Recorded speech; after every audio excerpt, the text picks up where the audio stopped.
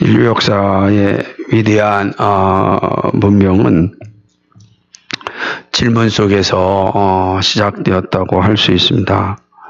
정직하게 질문하고 정직한 답을 얻음으로 문명은 발전하였습니다.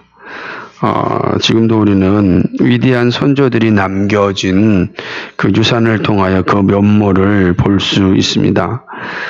질문하지 않으면 결코 있을 수 없었던 것들이 질문을 통하여 역사 앞에 나타났습니다.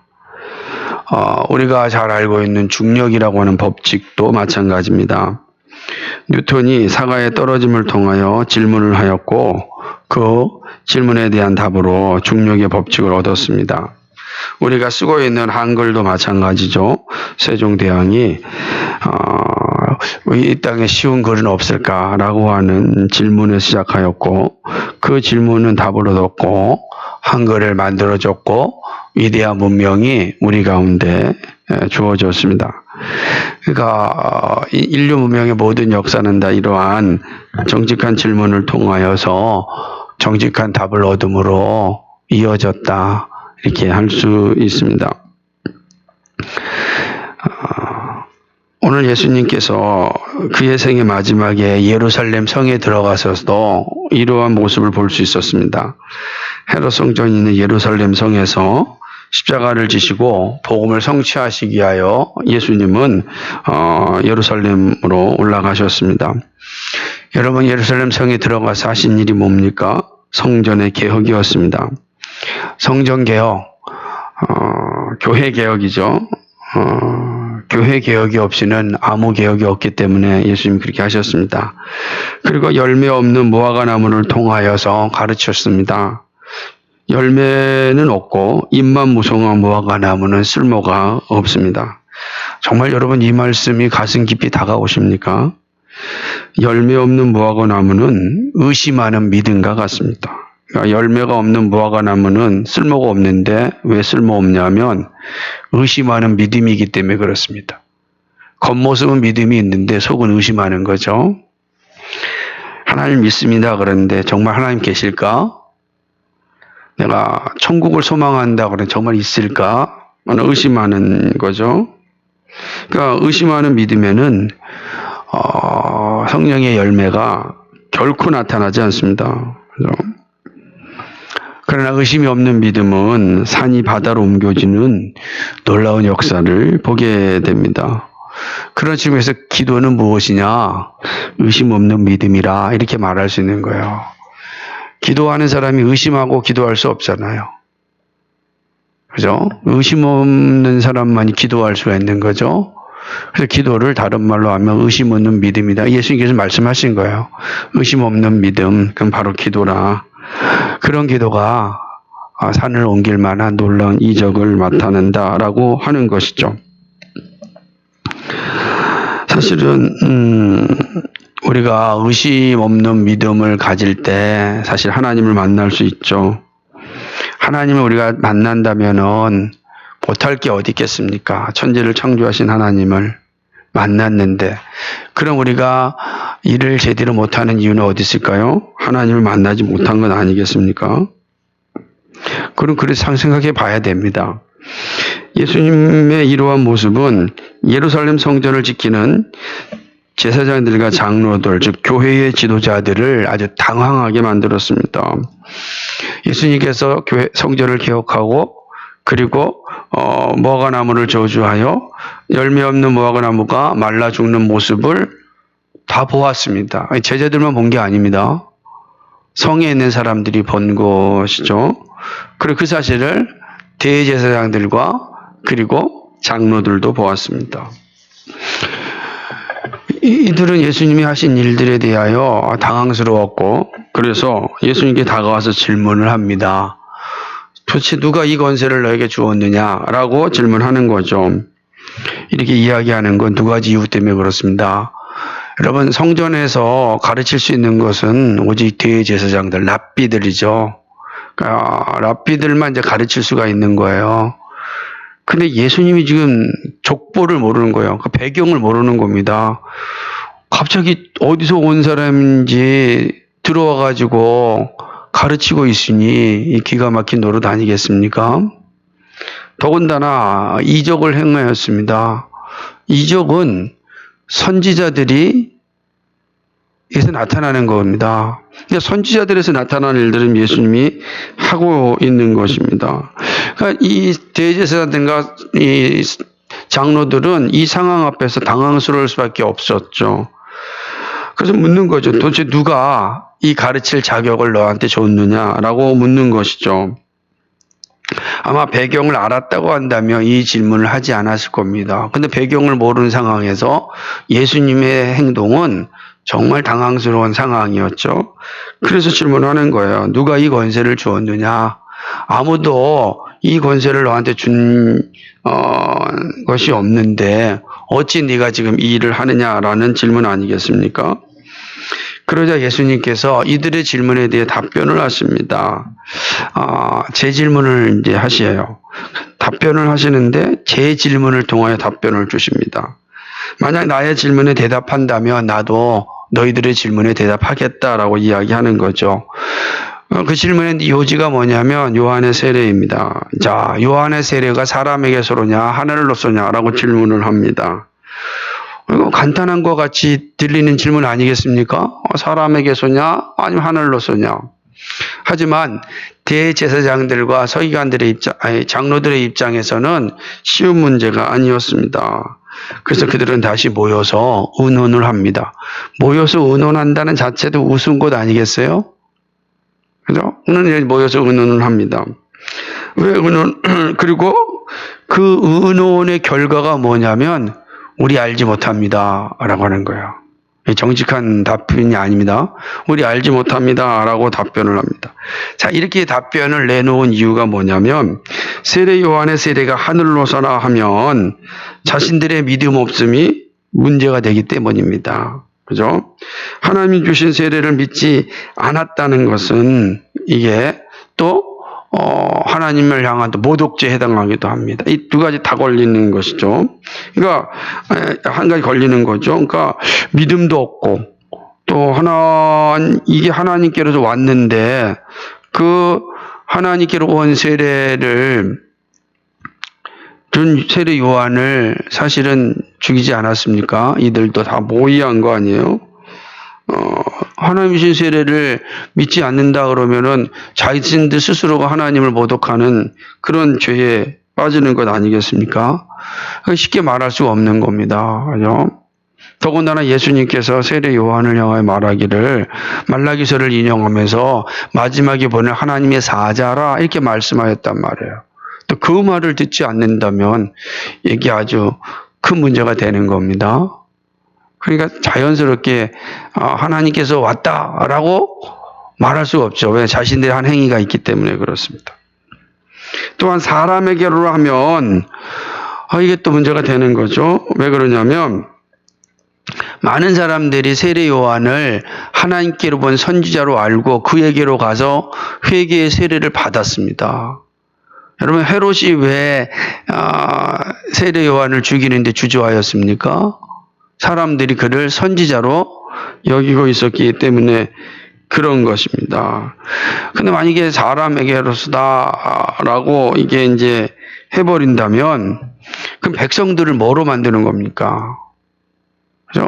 선지자 하늘로 온 세례를 받는 것이 아니라 한 사람 이단이든지 사기꾼이든지 그런 사람한테 지금 이게 세례받은 거 아니겠어요? 얼마나 우습습니까? 그렇게 된 것이죠. 그러니까 세례 요한의 죽음에 대하여서도 이게 선지자의 죽음으로 이제 받아들이지 않게 되는 것 아니겠어요? 그런데 백성들은 다 세례 요한을 선지자로 알고 선지자의 죽음으로 받아들이고 있단 말이에요. 그러니까 말할 수가 없는 거예요. 이러다가 사람들한테 이 미움을 받게 되고 위협을 당할 수 있기 때문에 그런 겁니다. 그러니까 말할 수 없는 거예요. 사람들에게 미움을 받을 수 있고 또 잘못하면은 하나님을 모독하는 죄가 될 수도 있고 이런 이제 두 가지 생각이 다 드니까 이렇게도 저렇게도 말할 수 없는 거죠. 그러니까 뭐라고 얘기합니까? 모르겠다. 진짜 모르는 건 아니잖아요. 근데 얼마나 이게 거짓된 마음이 가득 차 있는 모습을 보여줍니까? 예수님은 이들의 대답을 다 듣고서 대답하십니다. 나도 무슨 권세로 이런 일을 하는지 너희에게 이르지 아니하겠다. 이것은 모르겠다는 뜻이 아니라 너희들이 정직하지 못하므로 나도 정직하게 답을 주지 않겠다라고 하는 겁니다. 결국 대제사장들과 장로들은 예수님께 질문을 하였지만 답을 듣지 못하였습니다. 진리를 아는 자리에서 진리를 얻지 못하고 구원을 얻을 수 있는 자리에서 구원을 얻지 못한 것입니다. 그래서 예수님은 이 대제사장들과 이 장로들의 어리석음에 대하여서 두 가지 비유를 통하여 말씀합니다. 그것이 바로 28절로부터 44절까지의 내용입니다. 다음에 살펴볼 내용입니다. 그러니까 이 내용을 근거하여서 이들이 어리석음에 대해서 이제 두 가지 비유를 통하여서 다시금 저들의 상태를 깨우는 게 28절, 44절까지의 두 가지 비유라 이렇게 볼 수가 있는 것입니다. 오늘은 우리는 그 비유를 살펴보진 않을 겁니다. 다만 오늘은 예수님과 종교 지도자들 간에 이루어진 대화를 통해서 우리에게 주시는 그런 중요한 가르침을 살펴보고자 합니다. 이 짧은 대화는 하나님을 아는 지식의 풍성함에 이르는 길이 무엇인지도 우리에게 알려줍니다. 차례대로 한번 살펴봅시다. 첫 번째는 예수님을 보았는데 구원에 이르지 못하는 이유입니다. 예수님의 가르침이 있었습니다. 거기 모인 모든 사람이 가르침을 들었습니다. 제자들도 들었고 종교 지도자들도 들었습니다. 얼마나 놀라운 선물입니까? 예수님의 가르침을 들을 수 있다는 것이 얼마나 큰 행복입니까? 여러분 이런 기회가 자주 있겠습니까? 지금 이런 기회가 별로 없어요. 기껏 해봤자 이제 예루살렘 성에서 일주일밖에 안 계신단 말이에요. 그런데 놀랍게도 대제사장들과 장로들에게는 이 말씀이 열매를 맺지 못하였습니다. 그들은 예수님을 대면하여 보았는데 구원에 이르지 못하였습니다. 종교 지도자들은 예수님을 보았지만 자신들의 주인으로 즉 주님으로 받아들이지 않았습니다. 결코 구원에 이르지 못하였습니다. 여러분 이 장면 생각하셔야 돼요. 지금 대제사장들과 그리고 장로들이 예수님을 만났어요. 보았어요. 그런데 말씀도 들었어요. 그런데 구원에 이르지 못하였습니다. 이들이 구원에 이르지 못한 것은 세 가지 이유 때문이죠. 첫째는 예수님께 집중하지 않았습니다. 둘째는 예수님의 말씀에 집중하지 않았습니다. 셋째는 자신들의 권세 즉 탐심에 집중하였습니다. 이것이 이들로 하여금 예수님을 보았지만 구원에 이르지 못한 이유가 되는 겁니다. 그러니까 예수님을 믿는다고 예수님을 만났지만은 그러나 그 예수님으로부터 이 선물을 받지 못한 거죠. 예수님이 하신 일들은 아무나 할 수 있는 일이 아닙니다. 성전을 개혁하고 본래의 기능이었던 기도하는 집을 선언하신 예수님께 사실 집중해야 합니다. 여러분 예수님이 지금 하고 있는 일이 평범한 사람의 일이 아니에요. 당시의 모든 권력의 집중이었고 모든 권세의 중심이었던 그 성전에 들어가서 그걸 개혁한다? 여러분 이거는 그 정도 개혁하려면 정말로 최고의 지도자가 되거나 가장 큰 권력을 가졌을 때나 가능한 일 아니겠습니까? 네. 지금 우리나라도 여러 가지 개혁한다고 하는데 얼마나 힘듭니까? 막 서로가 충돌도 많이 일어나고 우리가 참 보지 못하는 여러 장면들도 많이 보지 않습니까? 그런데 예수님은 아무것도 없어요. 사람들이 그가 어디서 왔는지도 알지 못하는 상황입니다. 그런데 이 어마어마한 권력 앞에서 아무 두려움 없이 성전을 개혁하고 있습니다. 그렇다면 우리가 그 예수님께 집중해야 되지 않겠어요? 도대체 저가 누구인가? 이런 일을 할 수 있었던 능력을 도대체 어디서 왔는가? 사실은 두려움으로 살펴보아야 하는 겁니다. 하지만 이들은 그 예수님께 집중하지 않았습니다. 더군다나 열매 없는 무화과 나무가 죽는 사건을 본 거예요. 그럼에도 불구하고 그 놀라운 이적을 행하신 일에 대하여서도 그는 집중하지 못하였습니다. 결국 예수님을 구주로 받아들이지 못한 것이죠. 그리고 나중에 보게 되면 예수님의 두 비유를 통해서 선지자가 아닌가라고만 생각하는 거예요. 46절에 보면 그냥 선지자 정도로 이제 가게 된 거죠. 아, 이분이 선지자인 것 같다. 이 정도로만 가게 된 거죠. 그러니까 주님으로 받아들이지 못하였어요. 그러니까 이 안타까움이죠. 여러 선지자 중에 그냥 한 사람 정도로 예수님을 생각한 겁니다. 예수님께 집중하지 않으니까 예수님의 말씀이 또 들어오지 않습니다. 열매 없는 무화과 나무를 통하여 의심 없는 믿음과 하나님을 만나는 기도의 능력을 듣지 않았습니다. 예수님께 집중하지 않으니까 그의 입에서 나오는 말씀도 그가 행한 이적도 사실은 그들에게 다가오지 않은 것이죠. 말씀에서 능력이 나오지 않습니까? 그런데 이들은 예수님을 믿지 않으니까 그 입의 말씀도 듣지 않았습니다. 여기 되게 중요한 관계가 형성되어지는 거죠. 내가 무엇에 집중하고 있느냐가 내 삶의 변화를 가져오는데 그들은 예수님께 집중하지 않았어요. 그의 입에 나오는 말씀에도 집중하지 않았습니다.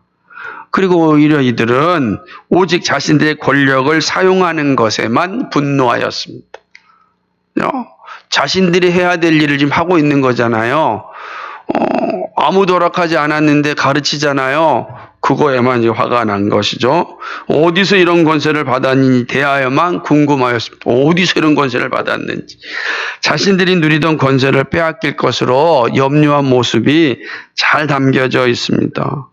이들의 탐심은 진리에 있지 않고 돈과 권력에만 있습니다. 그러니 말씀이 증거되어도 반응이 없습니다. 말씀이 증거돼도요, 반응이 없어요. 왜요? 오로지 목적이 사는 것에만 있으니까 어떻게 하면 살까? 어떻게 하면 부와 권력을 누릴까? 여기에만 가득 차 있잖아요. 이놈이 누군데 우리가 가지고 있는 권력을 지가 행사해? 이런 마음을 가질 때 그 입에서 나오는 말씀이 그들에게 들려지겠습니까? 탐심은요, 모든 말씀을 다 맞게 만드는 것입니다. 우리가 교회당에 모이는 것으로 만족하지 말아야 할 이유가 여기에 있습니다. 여러분, 예배당에 왔다는 거, 예배할 수 있다는 거 얼마나 큰 선물인지 모릅니다. 이게 예배당에 지금 온 거예요. 예배당에 와서 교회가 된 겁니다. 그죠? 두세 사람이 모인 곳에 내가 너희와 함께 하신다. 예수님 말씀하셨습니다. 여러분, 그 말씀을 잘 기억하셔야 돼요. 두세 사람이 모인 곳에 내가 너희와 함께 한다는 거예요. 인간이 얼마나 타락한 존재고 부패한 존재인지를 잘 보여주는 거예요. 홀로 신앙생활을 잘할 수 있을 것 같습니까? 불가능한 겁니다. 그렇다면 교회를 허락하실 이유가 전혀 없었을 겁니다. 그러나 여기 좀 더 나가서 예배당에 오고 예배의 자리에 있는데 예수님을 주님으로 만나지 못할 수 있습니다. 오는 것은 안 오는 것보다는 좋아요. 감사하지만 그러나 안 온 사람과 똑같을 수 있습니다. 예수님을 만나지 못하면 똑같은 거예요. 단지 예배하는 것으로 끝나면 안 됩니다. 예수님을 만나야 합니다. 예수님을 향한 믿음의 고백이 있어야 합니다. 이 분명한 고백이 있어야 되죠. 나를 위해 십자가에 죽으신 예수님을 믿어야 합니다. 죽음에서 부활하시고 하늘에 오르신 예수를 믿습니다. 약속하신 대로 나를 구원하시러 다시 오실 예수님을 믿습니다. 이 믿음의 고백이 있어야 됩니다. 정말 그 믿음의 고백이 있으십니까? 다른 사람이 중요하지 않습니다. 다른 사람이 여기 오냐 안 오냐가 중요한 것이 아니라 내가 하나님 앞에서 어떤 마음으로 서 있느냐가 중요한 것입니다. 제가 어제 그런 얘기를 했습니다. 수없이 많은 사람이 못 올 수 있다. 근데 내가 못 오는 걸 안타까워야 된다. 예배당에 단 한 사람만 예배 드린다고 한다면, 한 사람만 앉아서 예배 드린다고 한다면 어떻게 할 것인가? 올 그 기회네. 다른 사람이 양보해야지. 나는 이런 마음을 가질 것이냐? 아니면 내가 그 한 사람이 돼서 와서 예배할 수는 없을까? 그런 안타까운 마음을 가지고 있느냐? 그 정말 다른 차원이다. 다 못 올 수 없는 상황 가운데 그 자리는 반드시 내가 가서 함께 예배했으면 좋겠습니다라는 그 마음이 있을 때 홀로 따로 떨어져 예배할 때도 하나님을 예배할 수 있고 만날 수 있는 거지. 그런 마음이 없는데 다른 사람도 오지 않는데 뭐 나도 안 가도 되지 뭐 이런 사람이 무슨 믿음이 있겠습니까? 그런 사람이 교회에 온들 예수를 만나겠습니까? 겉모습만 멋들어 탄 것 아니겠습니까? 그죠? 저는 정말로 우리 중고 청년들이 우리 교회뿐만 아니라 한국교 중고 청년들 정말 중요한 시기에 있다고 생각을 합니다. 정말 믿음이 있는가? 예수님을 만났는가? 이게 정말 중요하죠. 오직 예수님 앞에서 여러분의 믿음이 중요합니다. 이 고백이 중요하다고요. 이 고백. 하나님 앞에서 나의 고백이 중요해요. 그 고백이 분명할 때 그가 어디에 있든지 정말 하나님을 예배할 수가 있는 거예요. 근데 그 믿음이, 그 자세가 없는 사람이 예배당에서 흩어지면 예배할 수 있겠습니까? 불가능합니다. 불가능합니다. 그래서 우리의 믿음을 확인해야 되는 겁니다. 오늘 이 사람들은 예수를 만났지만 예수님께 집중하지 않고 그의 말씀에 집중하지 않았고 오직 자신의 탐심에만 집중하였어요. 예수님께 집중하지 않고 예수님을 이용하는 데만 집중하였다고요. 하나님을 예배하는 데 하나님을 이용하는 데만 집중하는 겁니다. 그러니까 아무런 열매도 나타나지 않죠. 열매가 없게 되는 겁니다. 그래서 정말 우리에게 필요한 건 정말 예수를 만나는 거야. 정말 인격적으로 만난다는 게 주일학교 중고등부 친구들에게는 이 말이 참 어려운 용어입니다. 도대체 인격적으로 만난다는 게 어떤 의미인지 참 어려웠습니다. 긴 시간 동안 공부하고 나누고 또 신앙생활을 해야만 비로소 이해할 수 있는 용어입니다. 제가 그래서 이 설교 준비하면서 이 주일학교 중고등부 친구들이 과연 오늘 이 설교, 이 인격적인 만남이라는 것을 정말 이해할 수 있을까? 다른 단어가 없을까? 고민을 되게 많이 했어요. 진짜 만나야 된다. 이게 과연 이해가 될까? 아마 앞으로 그 말이 이해가 되리라 생각을 합니다. 그러나 정말 예수를 보는 거로 끝나지 않고 만나야 된다라는. 만나야 된다. 그래야 구원에 이르는 겁니다. 구원받은 백성의 삶을 사는 것이죠. 그래서 오늘 우리의 삶 속에서도 정말 난 예수님을 믿습니다라는 이 믿음의 고백이 분명히 있어야 된다라고 하는 것입니다. 두 번째는요, 구원에 이르는 길입니다. 예수님은 구원에 이르는 진리를 말씀하고 있습니다. 이제 첫 번째가 부정적인 측면에서 구원에 이르지 못하는 이유가 무엇인지를 설명했다면, 이제 두 번째로는 구원에 이르는 좀 긍정적인 길을 살펴보고자 하는 것입니다. 열매 없는 무화과 나무가 죽었습니다. 생명의 주가 예수님에게 있음을 보여줍니다. 생명의 주권이 예수님에게 있음을. 무화과 나무가 죽는 것을 보고서 무화과 나무가 죽었구나라는 것이 아니라 생명의 주권이 누구에게 있는가? 예수님에게 있구나라는 것을 우리가 알 수 있습니다. 이런 일이 어떻게 일어납니까? 그죠? 예수님은 의심 없는 믿음으로 가능하다고 말씀합니다. 의심 없는 믿음은 예수님을 인격적으로 만난 자들의 특징입니다. 예수님을 진짜 믿는 사람들의 특징입니다. 그래서 사단은 계속해서 의심으로 신앙을 유혹합니다. 우리의 신앙을 유혹할 때 가장 많이 사용하는 것은 의심이에요. 의심입니다. 그렇죠? 의심이에요. 그러나 예수님을 만난 사람, 즉 의심 없이 기도하는 사람은 무엇이든지 구하는 것은 다 받습니다. 그러니까 이게 핵심이라는 거죠. 그러니까 사단은 끊임없이 우리로 하여금 의심을 통하여서 우리의 믿음을 무너뜨리게 합니다.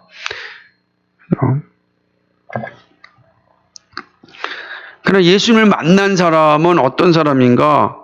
의심 없는 믿음으로 정말로 하나님께 나아가는 사람이죠. 그리고 거기에서 놀라운 은혜와 선물을 받게 되는 겁니다. 예수님이 이 사실을 다시 한번 말씀합니다. 대제사장과 지도자들은 예수님이 주실 선물을 받지 못하였습니다. 구원에 이르는 진리를 얻지 못하였습니다. 결국 진리가 주는 자유를 누리지 못하였습니다. 여전히 율법에 갇힌 존재가 되었습니다. 이들에게 예수님은 구원에 이르는 길을 알려주었지만 그들은 그 길에서 벗어나 버렸습니다. 얼마나 안타까운 일입니까?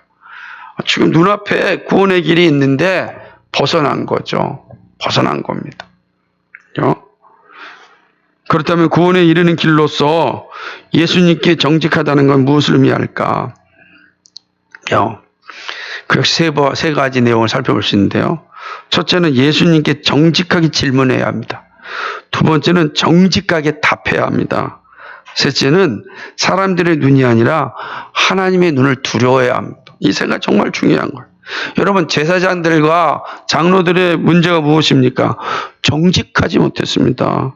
예수님의 말씀하심에 대하여 진심으로 그들은 알고 싶은 것이 아니었습니다. 만약에 예수님께서 내 권세는 하나님이 주신 권세다 이렇게 말했다면 그들이 그 자리에서 무릎 꿇고 그렇습니까? 라고 받아들였겠습니까? 결코 그러지 않았을 겁니다. 여러분, 이들이 예수님을 십자가에 못 박혀 죽인 제목이 무엇입니까? 참난죄입니다. 신성모독죄입니다. 하나님 모독죄. 예수님께서 하나님의 아들이심을 드러낼 때 그것을 제목 삼아서 십자가에서 못 박혀 죽였습니다. 그러니까 지금 이들이 예수님께 그런 대답을 듣고 싶은 게 아니죠. 그죠? 이들의 관심은 사실 예수님의 권세에 있지 않았습니다. 오직 자신의 권세에 있었습니다. 그러니까 이들의 질문은 사실은 정직하지 않은 질문이죠. 정말 예수님에 대해 정직하게 알고자 하는 것이 아니라 그가 행하고 있는 권세에 대해서 지금 분노하고 있는 거죠.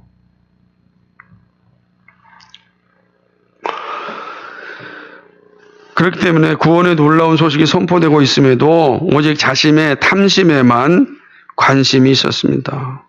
이러므로 손에 온 선물을 받지 못하였습니다. 예수님은 이들의 중심을 잘 알고 있었습니다. 그러므로 예수님은 그들에게 정직한 질문을 다시 던지신 것입니다. 기회를 준 것이죠. 기회를 준 겁니다. 자, 예수님께서 그들이 정직하지 못하게 질문한 걸 아셨단 말이에요. 거기 소망이 없어요. 중심을 잘 아시는 예수님께서 다시금 제 질문을 통하여 기회를 주시는 겁니다. 이 질문에 정직하게 답변을 하면 되는 거예요. 그렇죠? 세례요한의 권세가 하나님께로부터 왔다고 말하고 자신들의 죄를 회개하고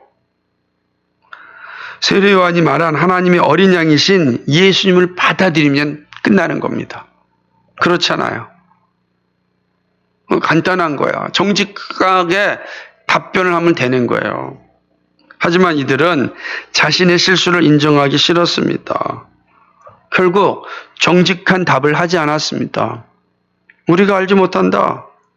이런 거짓이 어디 있습니까? 그러므로 예수님도 그들에게 정직한 답을 주지 않았습니다. 구원은 그들에게서 멀어진 거죠. 더군다나 이들은 사람을 두려워하였습니다. 이 땅에서 사람의 위협이 정말 무섭습니다. 정말 무서워요. 예?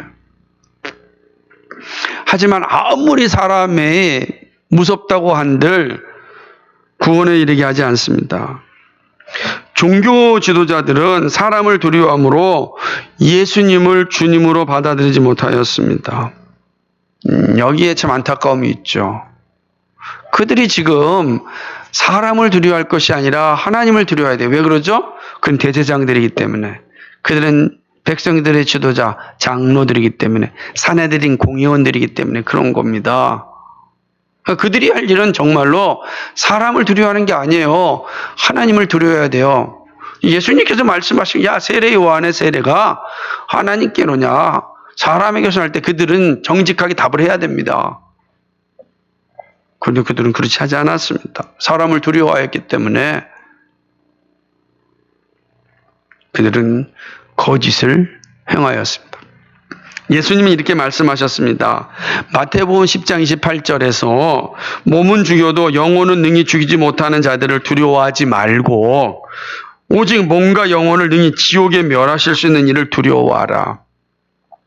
몸은 죽여도 영혼은 능히 죽이지 못하는 자들을 두려워하지 말라. 사람들 두려워하지 말라는 겁니다. 오직 몸과 영혼을 능히 지옥에 멸하실 수 있는 이를 두려워하라 그랬습니다. 누굴 두려워야 됩니까? 정확히 기억하셔야 됩니다.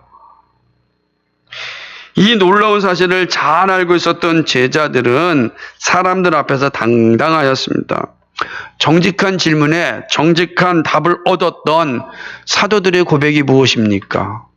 우리는 그들이 오순절 성령 강림 사건 이후에 동일한 재판장 앞에서 동일한 대제사장들과 서기관 장로들 앞에서 그들이 행한 고백을 우리는 잘 알고 있습니다. 사도행전 4장 18절로부터 20절 말씀입니다. 같이 한번 읽어볼까요? 사도행전 4장 18절 20절.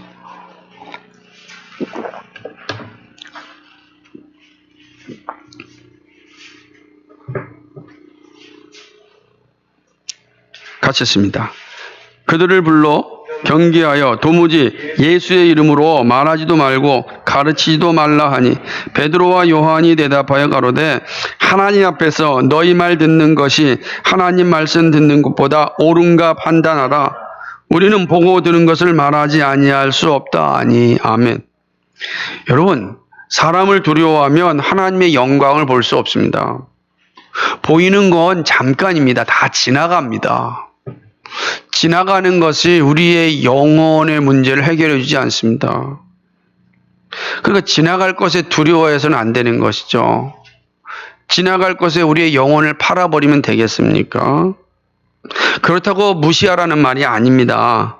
그러니까 사람의 소리 무조건 무시하라 그런 뜻이 아니라 하나님을 두려워할 때 사람들의 소리가 제 자리를 찾을 수 있다는 것입니다. 하나님을 두려워하지 않냐면 아무 의미가 없어요. 복음이 사라지게 되는 겁니다. 그럼 구원의 자리에서 멀어지게 되는 것이죠. 우리는 늘 하나님 앞에 정직하여야 합니다. 정직하게 우리의 문제를 가지고 가야 합니다. 정직하게 회개해야 합니다. 정직하게 기도해야 합니다. 정직하게 질문해야 됩니다. 어설프게 해서도 안 되고요. 거짓으로 해서도 안 되고요. 대충 해서도 안 되는 겁니다. 우리 주님은 지금 생명을 우리에게 주시는 분입니다. 정직함이 너무너무 중요합니다. 우리가 두려워할 것은 사람이 아니라 하나님입니다. 하나님. 사람의 소리에 우리의 믿음을 팔아버리면 안 된다는 것입니다. 부와 권력이 아니라 예수 그리스도의 십자가를 기억해야 됩니다. 사람들은 다 편리를 추구할 수밖에 없습니다. 편하죠. 편리처럼 좋은 게 어디 있겠어요. 그죠? 그러니까 사람들이 끊임없이 새로운 것을 발견하지 않습니까? 아주 편리하게. 요즘 어느 교회 동영상이 하나 올라왔습니다. 교인들이 예배당 청소를 하지 않는다고 합니다. 이제는 아예 점점점 예전에는 와가지고 강대상부터 시작해서 막 다 닦고 하는 것이 기쁨이었고 즐거움이었는데 이제는 교회당 청소하지 않습니다. 그래가지고 웬만한 중형교회는 다 교회당 청소를 외부 용역에다 맡기는 겁니다. 기가 막힌 일이죠. 그러니까 개념이 완전히 바뀐 거죠. 근데 문제는 뭐냐면 우리처럼 작은 교회들은 어떻게 하겠냐고요.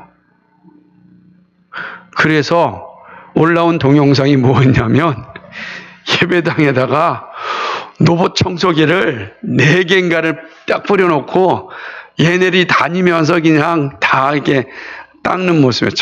그걸 모습 보는데 그걸 동영상에 올려놓은 거예요. 마음이 너무 아픈 겁니다. 저렇게 마음이 아팠습니다. 편리주의 신앙이 이렇게까지 가는구나 라고 하는 것이죠. 그러니까 하나님 믿는 게 되게 편리를 추구하게 되는 거죠. 쉽고 편하고 간단하게 믿고 싶은 거죠. 몸을 써서 신앙생활하기 싫은 거예요. 몸을 쓰기 싫죠. 몸을 쓰기 싫으니까 자본주의 사회 속에서 나타나는 모습처럼 돈으로 해결하려고 합니다. 그렇게 되는 겁니다. 다 이 모습으로 끝나고 마는 거죠.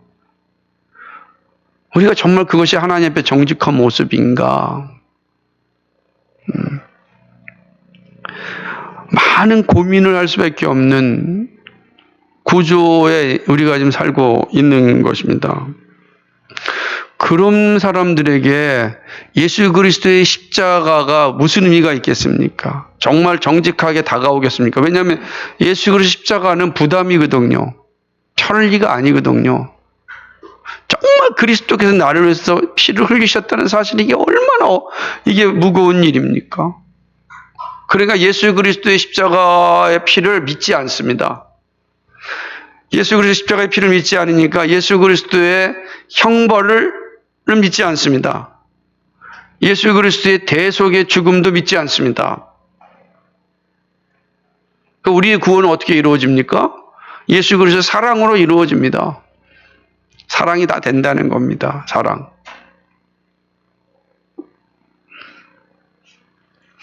거기에 더 나가서는 그 사랑으로 해서 존 스토트 같은 사람이 이야기하기를 영혼은 멸절되는 것이다 까지 간 겁니다. 다 소멸되는 것이지 지옥이 있지 않다는 지옥 멸절 소리죠. 영혼 멸절. 다 지옥이 없다. 지옥도 이제 없습니다. 쉽죠? 지옥은 없고 모든 건 사랑으로 됩니다. 그러니 뭐하러 와가지고서 예배하겠습니까? 뭘 내가 힘을 써서 교회 청소하겠습니까? 참 마음이 아프죠.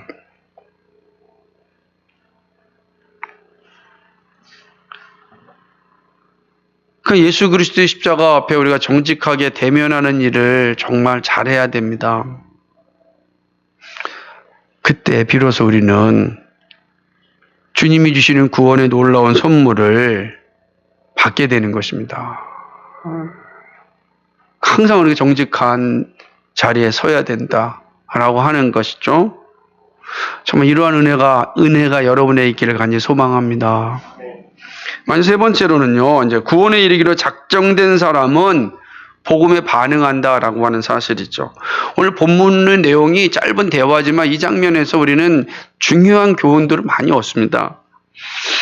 마지막이지만 아주 깊이 있는 내용이죠. 다 같은 말씀을 들어도 동일한 이적을 보아도 반응하는 사람과 반응하지 않는 사람이 있습니다. 이 영적인 신비이죠. 이 말도 우리 주일학교 중고등부 친구들 참 어려운 용어입니다. 영적이란 말도 어려운데 거기에 신비라는 말까지 더 어려울 겁니다. 그러나 계속해서 여러분이 지혜가 자라면 깨닫게 되고 이해하는 날이 오리라 생각을 합니다. 제자들과 종교 지도자들은 다 구약의 말씀을 알고 있었습니다. 이 사람들은 다 메시아를 기다리고 있었습니다. 제자들도 대제사장들과 장로들도 구약의 예언을 다 알고 있었고 그 예언의 핵심이 메시아를 기다리고 있었습니다. 그런데 메시아를 만났는데 전혀 다른 반응을 보였습니다.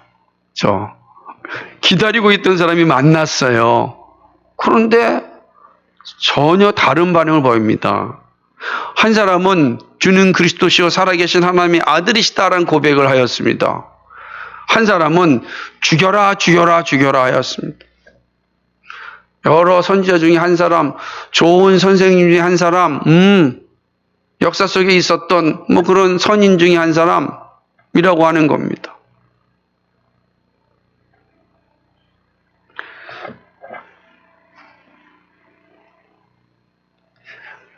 저는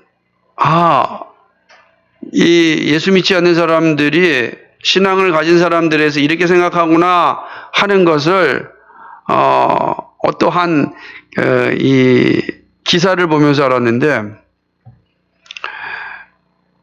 이 차별금지법을 엄청나게 찬성하고 있는 그런 어떠한 대학 교수였습니다.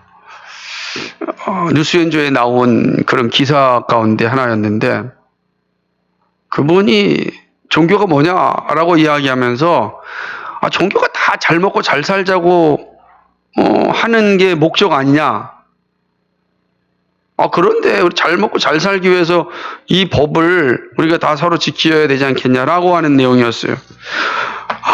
이렇게 생각하는구나. 잘 먹고 잘 살기 위해서 우리가 예수 믿는 거구나. 뭐 그 부정할 수 없는 거죠. 그러나 그것이 정직하진 않잖아요. 그렇게 잘 먹고 잘 못 살면 예수 안 믿어야 됩니까? 그건 아니잖아요. 정말 그렇게 생각하고 있구나 라는 생각을 하게 되었습니다. 그걸 읽으면서 그냥 마음이 아팠습니다.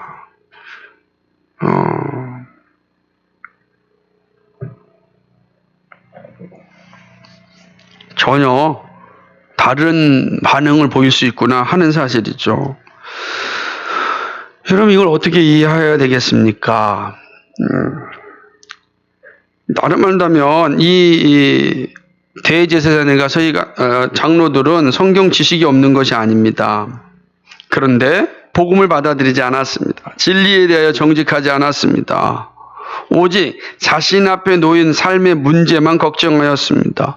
예수님이 친히 다가왔는데, 예수님이 친히 보여주셨는데 만나지 않았습니다. 예수님이 친히 보여주셨잖아요. 근데 그들은 그 예수님을 받아들이지 않았습니다.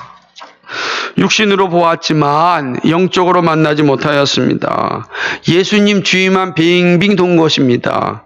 얼마나 슬픈 일입니까? 도대체 이 일이 어떻게 일어납니까? 친히 주님이 찾아왔는데 사람들이 거부하였습니다. 구원의 선물을 가져왔는데 받지 않았습니다. 사도 요한은요, 이러한 현상에 대해서 요한복음 1장 10절과 11절에서 이렇게 말씀했어요. 그가 세상에 계셨음에 세상은 그로 말미암아 지은 바 되었으되 세상이 그를 알지 못하였고 자기 땅에 오매 자기 백성이 영접지 아니하였으나, 이렇게 말씀하였습니다. 사람들이 영접하지 않았습니다. 그러나 영접하는 자에게는 하나님의 자녀가 되는 선물이 주어진다고 말씀하셨습니다. 그럼 누가 영접할까요? 우리는 이 사실을 비시디아 안디옥에서 복음을 전하였던 바울의 말씀을 통하여서 우리는 살펴볼 수 있습니다. 누가는 이 놀라운 사실을 누가복음 사도행전 13장 48절에서 기록하고 있습니다. 비시디아 안디옥에서 사도 바울이 구약성경으로 시작하여 예수 그리스도의 십자가의 죽으심까지 복음을 쫙 전합니다. 이방의 나라, 이방이죠. 과연 믿을 수 있을까요? 다른 나라의 역사 같은데? 그냥 다른 나라의 역사잖아요. 이스라엘의 역사 같은데? 우리가 알겠습니까? 정말 믿을 사람이 있겠습니까? 그런데 루가가 이렇게 기록합니다. 사도행전 13년 48절에 보니까 이방인들이 듣고 기뻐하여 하나님의 말씀을 찬송하며 영생을 주기로 작정된 자는 다 믿더라. 아멘. 영생을 주기로 작정된 자는 다 믿더라. 이렇게 말씀하고 있습니다. 복음에 반응하는 사람은 영생을 주시기로 작정된 사람입니다. 그러므로 담대하게 복음을 전하는 것은 구원받을 사람이 있기 때문입니다. 그래서 때를 얻든지 못 얻든지 복음을 전하는 이유입니다. 점점 세상이 교회를 미워하기 시작하였습니다. 그 속도가 점점 가속화되고 있습니다. 이제 그리스도인들이 점점 세상에 대하여서 위축들기 시작합니다. 이전에는 세상 앞에 당당하게 그리스도인됨을 자랑하였고 교회됨을 드러냈는데 이제는 위축합니다. 그 증상이 어디서 나타나고 있는가? 신학대학교 입학에서 나타납니다. 올해는 총신대학교와 장신대학교, 고신대학교만 딱 1.1이고 나머지 모든 대학은 다 미달입니다. 어떤 대학은 120명 모집에 40명 진학했다고 합니다. 한때는 5점 몇 대 1 막 그랬어요. 그럼 뭐가 좋다고 양만 어마어마하게 들어왔단 말이에요.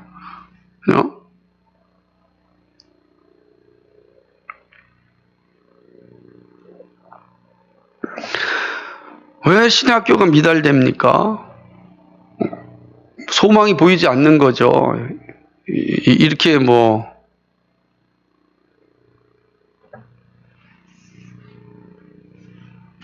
앞으로 교회는 더 어려워지면 어려워졌지 좋아지지 않을 겁니다. 불편하면 더 불편해졌지 편리해지지 않을 겁니다.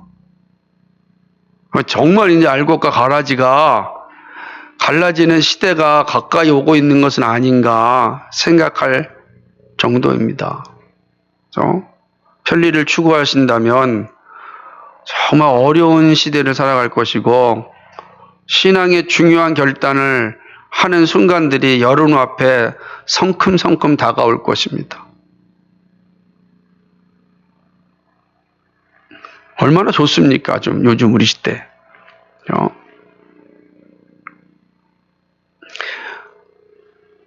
그런데 주님 말씀하십니다. 구원받기로 작정된 자가 있다고 말씀합니다.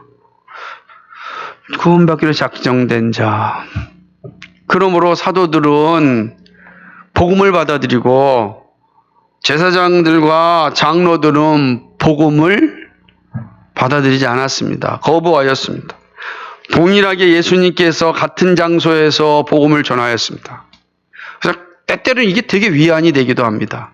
예수님도 그 자리에 복음을 전했을 때 이렇게 받아들인 사람과 받아들이지 않은 사람이 존재한다는데 하물며 저같이 미천한 설교자가 복음을 전했을 때 그 복음을 받아들이지 않는 사람이 있다는 것에 대하여서 내가 두려워할 필요가 없고 안타까워할 뿐만 있는 거죠.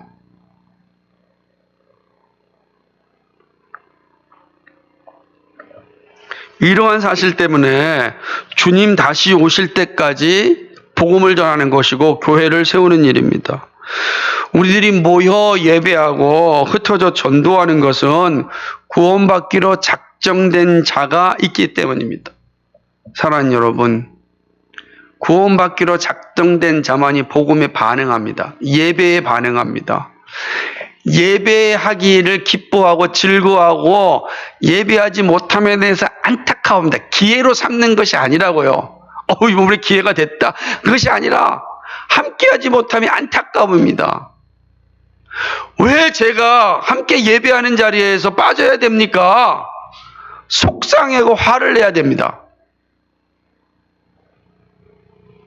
제가 이렇게 질문하였어요.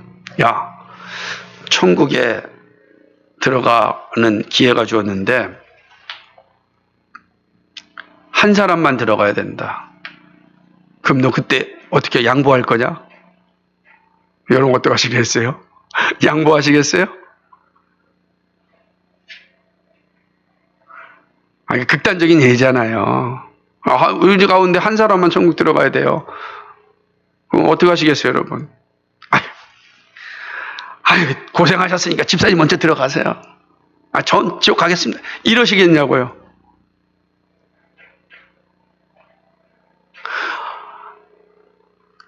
결코 그러지 않을 겁니다. 어디서 보면 알지 아십니까?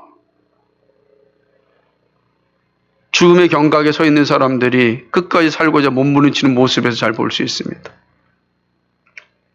먼저 가세요. 그런 사람 없잖아요.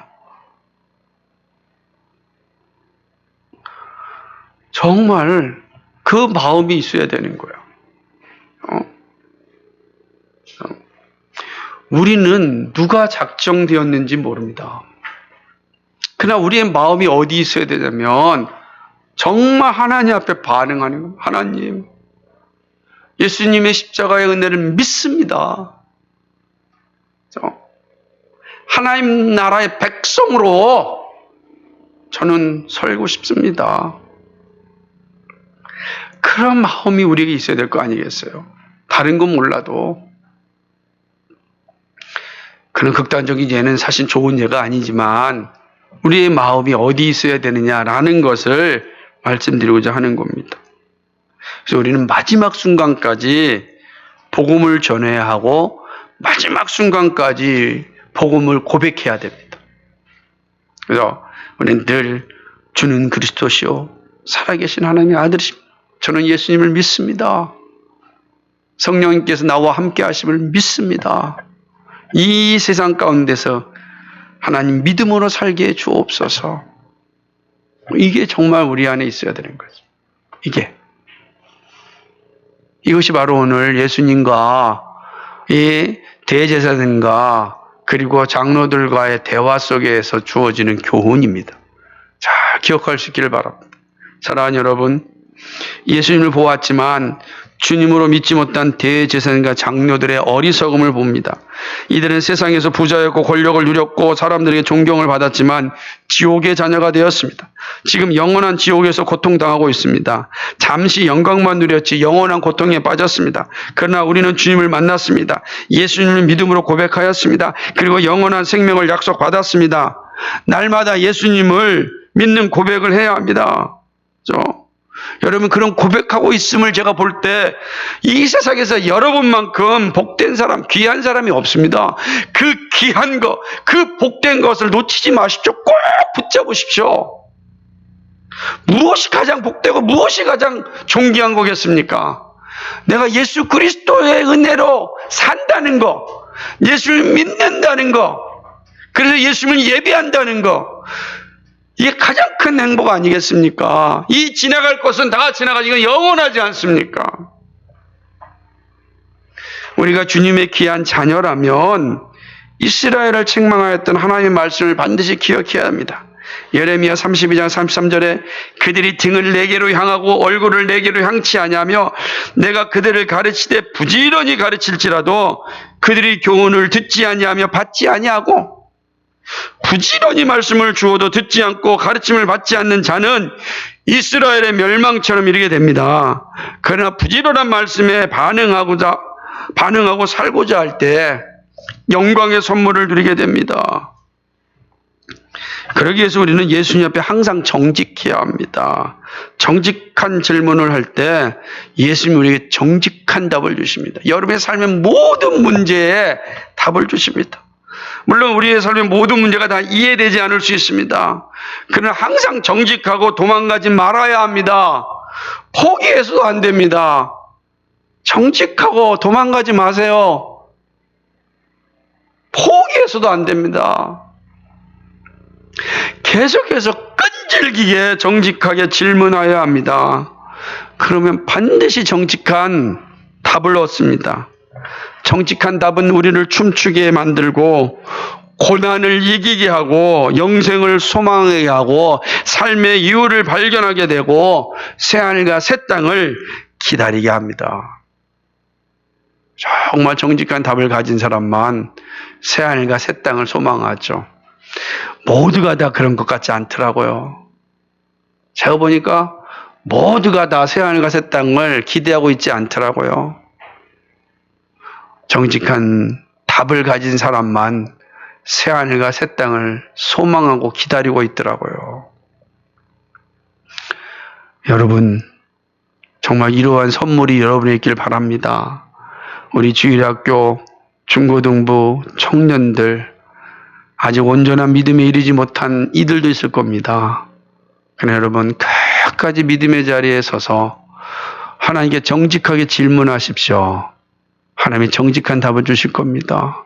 인생을 살아가는 30, 40 여러분, 정말 하나님 앞에 정직한 질문을 던져서 여러분의 삶의 소명이 분명해지길 바랍니다. 교회를 세우는 거룩한 삶을 사는데 흔들리지 않길 바랍니다. 인생의 후반기를 살아가고 있는 50대 이후에 살아가는 성도님들, 끝까지 이 믿음에서 흔들리지 말고 우리의 삶이 100세까지 산다 할지라도 영원하지 않습니다. 우리에게 영원한 곳이 새하늘과 새 땅입니다.